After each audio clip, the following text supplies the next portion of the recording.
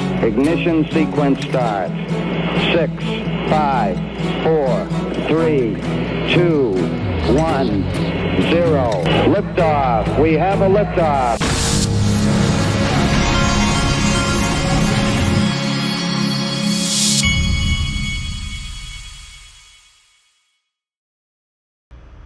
Hey everybody, this is the Digital Asset Investor, and Ray Fuentes is bringing something to your attention that you need to look at. I had to go through this myself. Listen to what he says here. XRP Las Vegas is this week. Don't forget to update your 2Ticks app to allocate your tickets. This way there's no problems when trying to enter the largest XRP conference in the world. 2Ticks is the Web3 ticketing platform for XRP Las Vegas conference. 2Ticks is a go-to platform for managing smart tickets from your smartphone. With 2Ticks, you're able to send tickets to your friends just like you would when you send an NFT from your Web3 wallet. After purchasing your tickets, you'll need to complete the KYC process with their ticket guard to confirm every ticket holder needs to complete the verification process to allocate every single ticket accordingly. 2Ticks Ticket Guard is powered by Toggle. That's Toggle with 3 G's. Toggle offers a seamless and decentralized KYC verification solution, eliminating fraud, ensuring customers' digital identities match their real-world identity. Once all set, hop on over to your email from 2Ticks Ticket Guard to begin the process. Press the Identity Check Now button. You'll be asked to create an account and log in before uploading a proper form of ID. I use my iPhone to complete the entire process, start to finish, including uploading the front and back of my driver's license, followed by scanning my face. Once you've completed the KYC verification process, go into your 2Ticks app and allocate each ticket to you and your verified guests. And that's it. Let's have some fun. Safe travels. See you at XRP Las Vegas. All right, Ray, we'll see you there. Okay. Good stuff, folks. Go to xrplasvegas.com if you hadn't gotten your tickets yet. Hey, Jungle Inc. Had done this. Jungle Inc., who, by the way, he's the first YouTube channel that I watched before I got into this, and I knew that he got it, so I enjoyed watching his videos, and then that's when I started my videos, like after seeing a couple of his. But anyway, I asked him in this thing I told him to come to Vegas. I'd like to meet him. I've never met him before. But he says, would it bother you if a YouTuber had an undisclosed ambassador agreement with Ripple, and a part of that agreement had terms against speaking bad about the company or its services? Well, this would stink on several fronts. First thing is and as I retweeted here, first thing is, you'd have to be a complete weirdo, moron, halfwit to think that you, at this day and time, that you could have a YouTube show and not tell people who your sponsors are. I think myself and probably Brad Combs have been better about revealing sponsors and making sure we were very upfront about that more than just about anybody on the planet Earth. So that's just crazy on its face.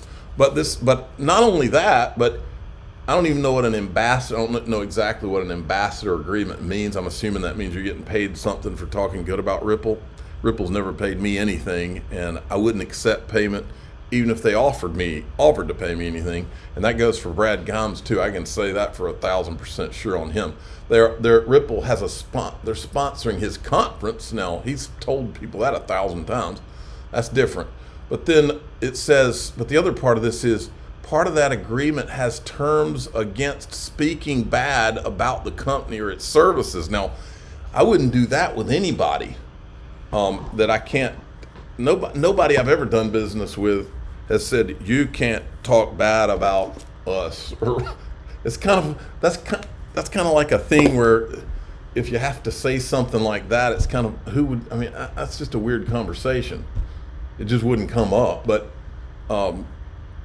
honesty is kind of the way to run anything, any business, any YouTube channel, anything.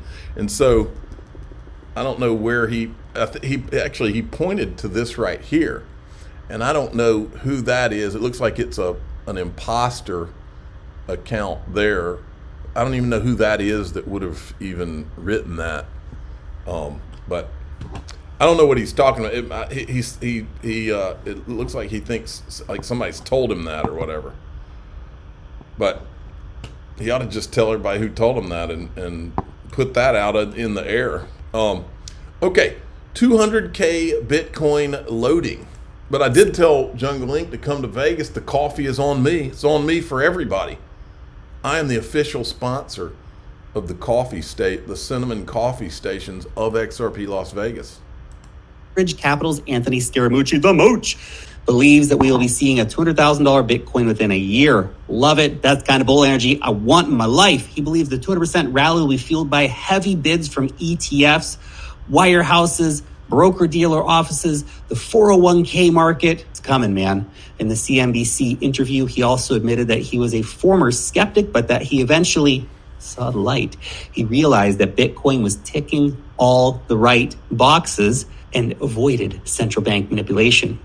Soon, more people will realize this, and once this happens, the $200,000 price prediction will be seen as a discount. $1 million Bitcoin, guys, I'm here for it. You are $1 million Bitcoin. Continue stacking before that. Hey, I've got 1.5. I hope he's right. The dollar's strength is sending ripples through global markets. When Judy Shelton is saying this, make no mistake, she knows what people think when she says sending ripples. Make no mistake about that. Now, Consensus claims SEC Enforcement Director approved a formal order to investigate Ethereum in March of 2023 court filing the Block Pro. This creates all kinds of problems, folks. Look at this. Okay, this was SEC has been investigating Ethereum since March of 2023. And I said, okay, good. That means they have all of our ETHgate evidence because we've been putting it out there for them. If the SEC can pull pictures of people at XRP Las Vegas to put in their lawsuits, then they can find, then all the ETHgate evidence that we've put out will be very easy for them to find because they obviously have people that are watching the X platform and the XRP community. So now we know beyond a shadow of a doubt that the SEC has all the ETHgate evidence so that they can refer that to the DOJ and investigate themselves. Eleanor Terrett says the filing says the Ethereum 2.0 investigation, as it's called. See, that's what they're calling it because what they're trying to do is keep the focus on everything after the merge. This way, all the bodies that are buried from the ICO to the Hinman speech and all to the drop of the Ripple lawsuit, all those bodies are what they cannot let you see. Those bodies equal ETHgate. And they know it, you know it, I know it, Charles Hoskinson knows it, they all know it. Charles Gasparino knows it, Eleanor Terrett knows it, everybody knows it. That's why they won't talk about it. Mark Fagel, who was one of the pro-SEC, ex-SEC guys, he says, it will be an interesting legal test of the historical SEC assertion that statements of the staff are not official policy. As I said in disclaimers countless times, unlike Ripple, this may be the rare case where a fair notice defense has legal basis.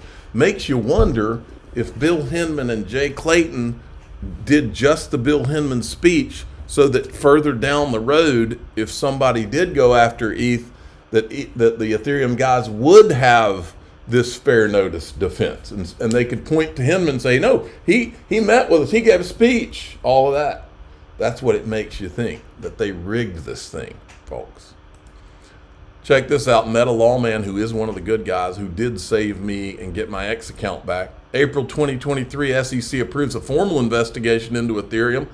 October 2023, SEC approves non-ETH futures ETFs. Is it weird that Gary Gensler approved the ETFs without disclosing to the investors that there was a pending investigation into whether ETH was an unregistered security? And then there's this from Eleanor Terrett. New, I reached out to the GOP majority whip. This is Tom Emmer, who did say that there was a new day coming, which never came, for comment on today's court filing from Consensus. He told me last year Gary Gensler refused to tell Congress if the SEC categorizes ETH as a commodity or a security. Newly released court documents show that the SEC's enforcement team was directed just weeks before Gensler's congressional testimony to proceed as though ETH is a security. This regulatory dishonesty is reprehensible. It's tainting our great global markets, harming investors, and threatening U.S. global leadership. Waiting for a comment from Patrick McHenry. Well, Tom, you and Patrick McHenry are, to me, might be a bigger problem than Gary. Gary is doing Gary. You guys' job is to stop Gary, and neither one of you are doing it. A new day did not come. Neither one of you have called for an investigation of ETHgate. You're just all sitting there writing letters and tweeting mean things and giving Eleanor Terrett quotes, but you're doing nothing, and you have done nothing, which makes you the problem now. Gary is being Gary, lying, doing everything that's not in the best interest of Americans. These are things Gary does. This is who Gary is. You know this. But if the supposed good guys are not going to actually do anything where Gary faces any repercussions, then what difference does it make, folks? To quote Hillary Clinton back in the day, even though I don't say her name on this channel. Anyway, it's on you, Tom. It's on you, Patrick McHenry. Now, I wanted to remind everybody, as long as the SEC is in a tangle with Consensus, I want to make sure that probably one of the most arrogant people who was ever with Consensus was able to get his too. Andrew Keys is his name. He's the guy that Charles Gasparino talked to with him. It was either him or Joseph Lubin or both back in May 2018 when Charles Gasparino, that video I've shown you where they said that these guys were working with the SEC and the CFTC to create a self-regulatory organization, which ended up with the Ethereum free pass. And then these guys, they did their merge, then they went and started bragging about lending products. Now, as it relates to lending products for a long time have been part of the securities law. In fact, the first word in those 30 or 35 things Congress listed in 1930 was note. A note, comma, stock, comma, bond, and it goes on and on. In 1990, the Supreme Court addressed themselves to what is a note that comes under the securities law. So I think that the law is clear. You have got a huge amount of Ether basically being collateralized with you. What's going on? Yeah, so basically we are the only person or the only lender in the space that's willing to underwrite this risk.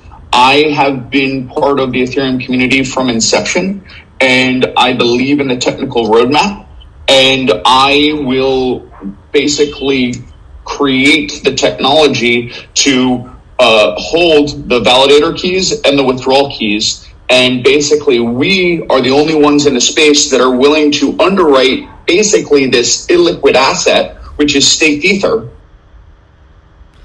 There you go. Gary Gensler says that's a security offering that he's doing.